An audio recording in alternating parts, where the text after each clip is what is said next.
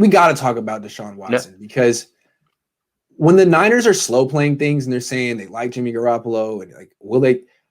In the back of my mind, I'm like, are they just waiting for Watson? Is that the play here this offseason? Let everyone else kind of declare themselves and let the Rams and the Colts take themselves out of the sweepstakes if there are sweepstakes, and be like one of the only suitors left. I asked because that there was an interview today with the new head coach, and it just was ridiculous. It's not it was brutal, fault, but it was so bad. It's so bad. You threw him to the wolves. I hate that organization so much and the way that they operate. Good God, help that man.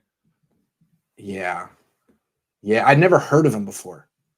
And then I saw for the first time I saw him, I was like, oh, I didn't know he was African American. I thought, gee, I know why they hired him.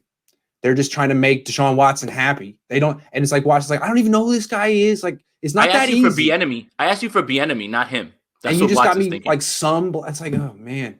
So yeah, I was like, oh no, what is Houston doing? What is going on there? So I felt bad for him. I mean, of course he's going to take the job. The African Americans don't get these opportunities very much anyway. It felt like, oh man, it's Steve Wilkes again. This guy's not even.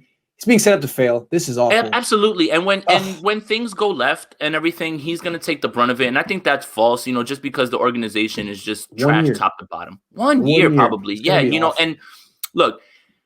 Anyway, original question. Do you think the Niners are waiting for Watson? Do you think they'll be like, hey, that's never going to work out there. It's never going to work. Other people aren't being as patient. We can be more patient.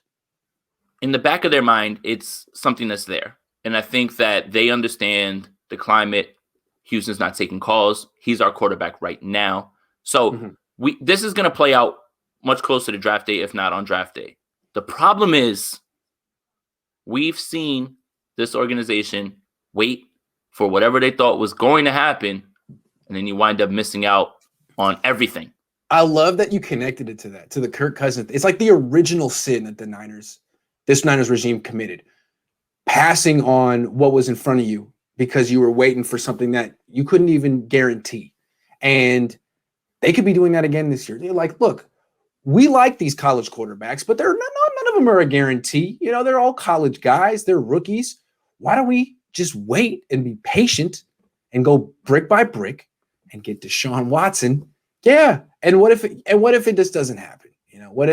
But I think that could be the plan here. We can afford to be patient. We can afford to wait for Watson while a lot of these other teams are just desperate. So let's profit off of their desperation and not take ourselves out of the game. Look, and to double down on how inept the Texans are, they just signed a new player today, Mark Ingram. Hey, that'll change Deshaun Watson's mind. He'll go in there and say big trust a few times, and Deshaun Watson will be like, oh, sweet. Yeah, great. thanks for paying. Thank you. Thanks for trading for David Johnson and then signing and the end of the line Mark Ingram, who I love as a player. It's his time's over. Yep. Been over.